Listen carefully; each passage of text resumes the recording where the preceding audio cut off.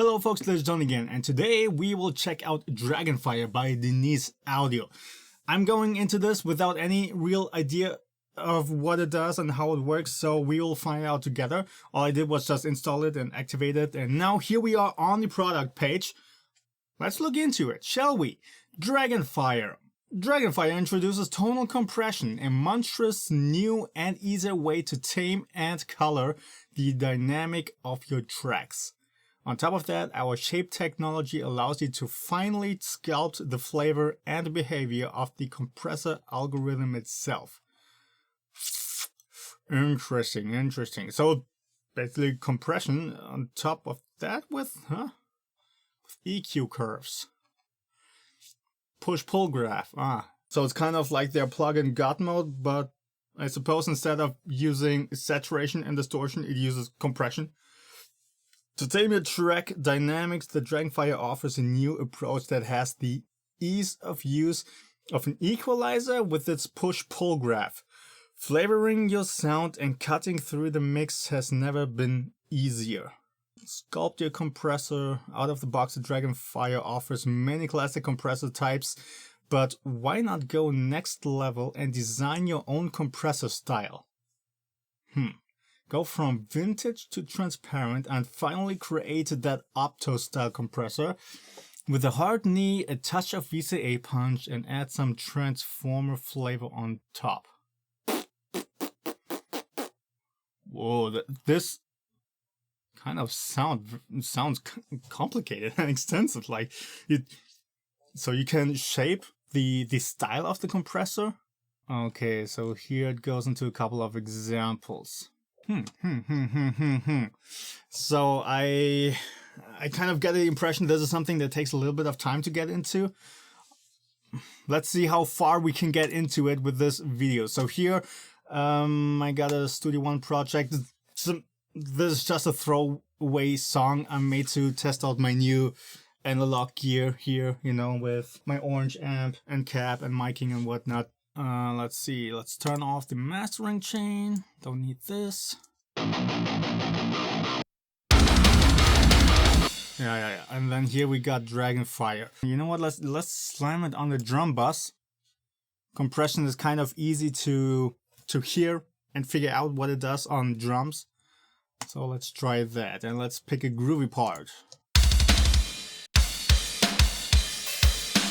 Out of the gate, it comes with a couple of settings. Drive. So we don't have any kind of additional functions when I click on this. Okay. Sidechain. Random. Oh. Okay. Okay, wait. Wait.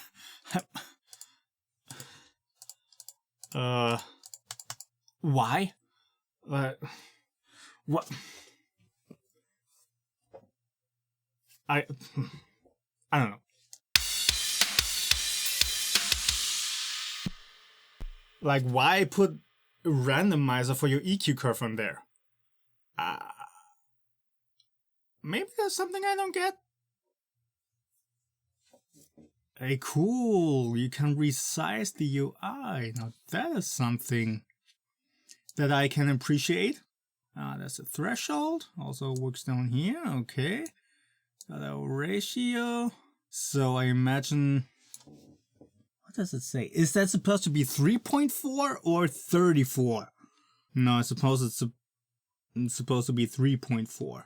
Wait, let's size this up. I do see a very faint dot in there. Okay, I do see a dot in there. So, got that. Well, let's put it to about 4. Mix all the way. Okay, but is there also a button for like flattening out the curve again? I guess I could double click each individual point here. Now we're back to flat.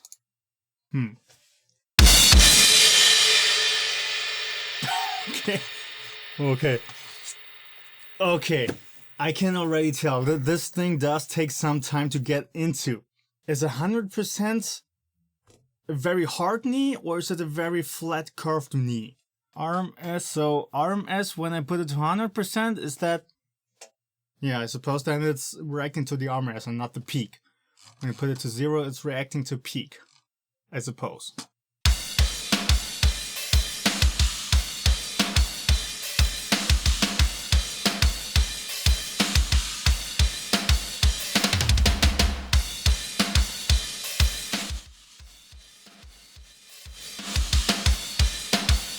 Ah, okay, so this... this is clipping the signal.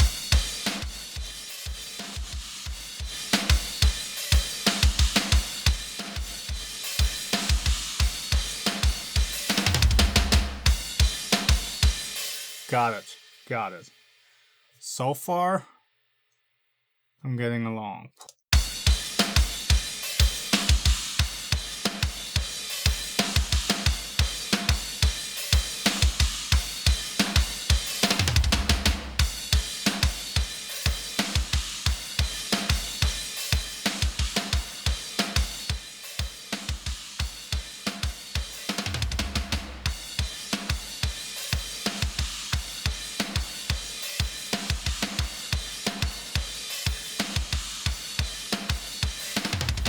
Now, I suppose we got some sidechain filtering in here.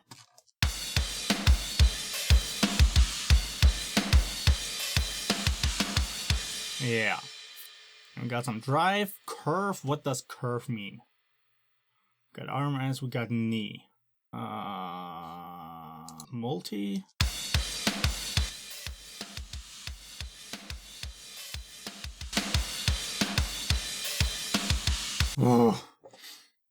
Oh, I thought this video is gonna be easy, but this does require some manual reading or some tutorial watching, definitely.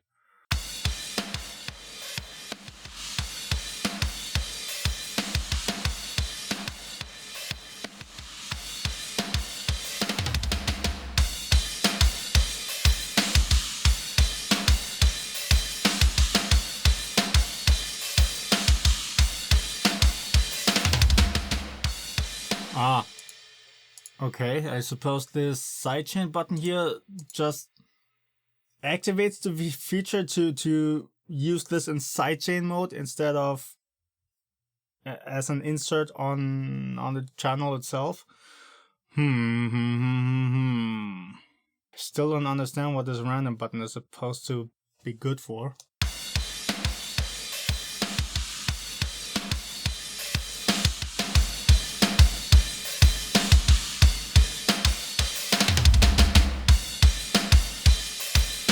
Okay, I can already guess what the EQ curve is supposed to do. You can kind of shape the signal before it goes into the compression and then pull back that EQing you do behind the compression. So you make the compressor act differently than with just putting the raw signal through it without actually changing the whole EQ curve of the sounds. So for example, you know what, let's turn down pull.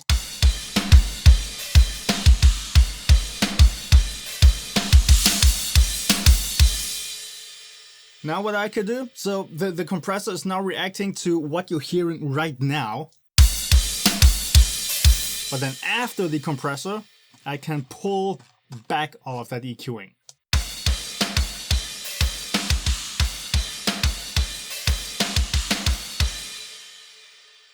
That's definitely a really, really cool feature.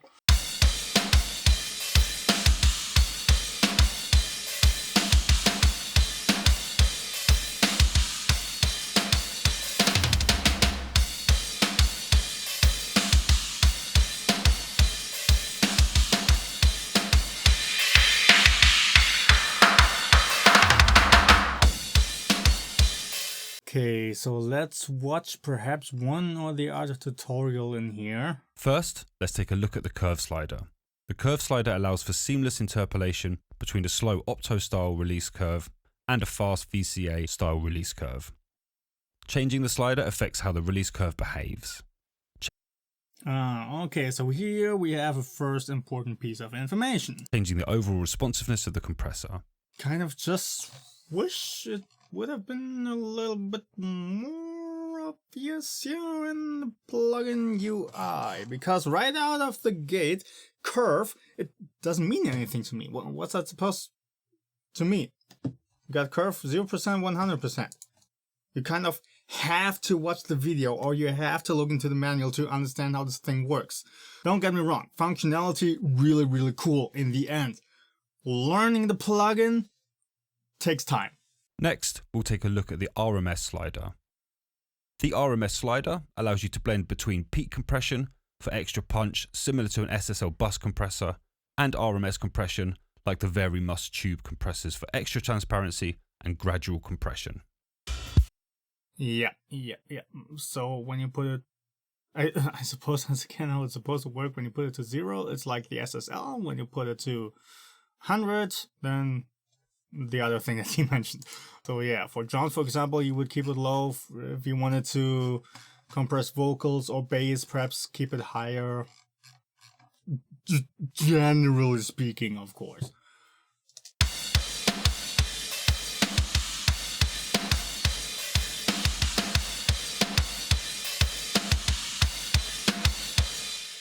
And of course, generally speaking, whatever sounds best. So as soon as you understand how something like this works and you know how to use it, you're going to throw all conventions out the window and just do what sounds good. Now let's move on to the knee slider. The knee slider lets us choose smoothly between a hard knee for fast reactions on very dynamic material like the DBX compressor and a soft knee for progressive compression similar to the famous Manley compressors. Okay, so I suppose here too, going to 0 is a hard knee and going to 100 is soft knee. So again, functionally, this is a really, really cool plugin. Personally, I just wish that some things would be a little bit more obvious when you look at it. For example, I think forcing themselves onto this GUI that they kind of use in all of their plugins could be a little bit of a drawback here. Because simply calling this curve 0 to 100% like it's done in all of their other plugins, you have this one word and then you go from 0 to 100. Here, it is not very obvious to understand.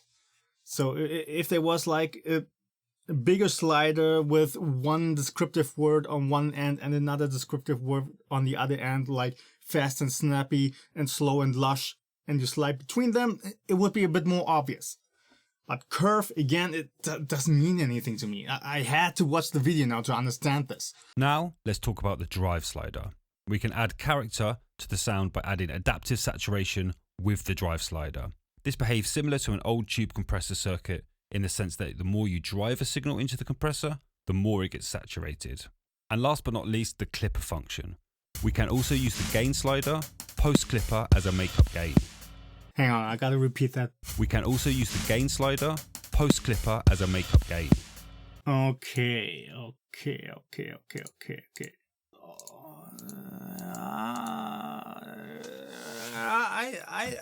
I see what they're doing here. Okay, I get it, Denise. I get it. My personal opinion: the design of the GUI could be a little bit better optimized for this plugin to make things more obvious. For example, with the pre-post between the gain and the clip, you have these little green triangles here. Again, it's not so obvious to me what exactly it's showing me right now. So now we have clip going into gain, I suppose. So now gain is post or pre? Huh. Let's check this out.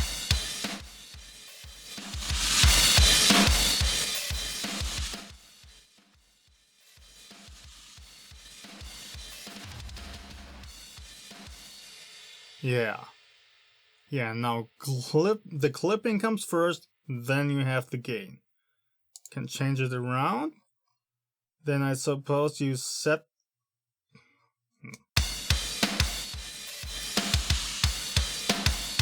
Yeah, because then you can kind of use the gain to push into that clipping ceiling.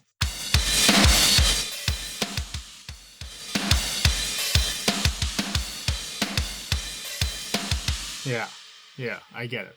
Again, it's very little thing, and maybe I'm just nitpicking. Could be. I subscribe to a learning curve myself. Okay, just when I look at a plugin, I kind of want to get into it. And in the end, it's not that complex of a plugin.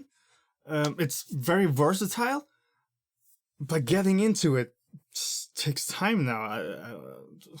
Once you understand it, fine. Yeah.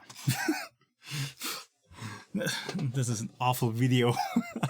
So sorry. So the EQ curve, wait, I didn't quite get this now. Does it also affect the compression or just the saturation? I think also the compression, right? Should be.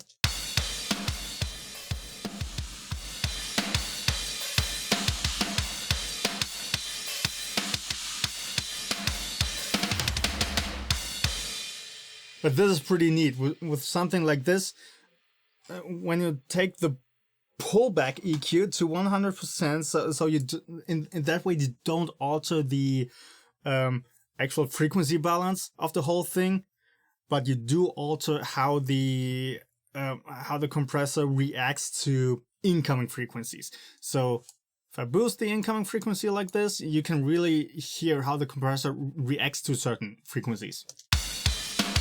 I'm pretty sure I didn't make any sense right now, did I? Okay. Pretty nifty. So, as a conclusion to this weird video, not the plugin, I think the plugin is actually really, really cool that you can shape your compressor the way you want. You want to have a more LA2A style, you can do that with just a couple of tweaks. Want to have a more of an 1176 style, you can do that, just a couple of tweaks. You can pre-EQ the whole thing. And even use it as EQ shaping. You can also use it to completely mess up the EQ and then before the compressor, and then take all of that out again after the compressor. You could do a whole bunch of cool stuff with this. The problem is, I can't come up with all of that cool stuff right now. Okay, I personally wouldn't quite know how I would use it. That doesn't mean that it's useless in any way. I would say check it out. Try it out for yourself, see what you can come up with, and then let me know in the comments below. That isn't catchy, and I don't know. I'm just gonna end it here, okay? See you next time.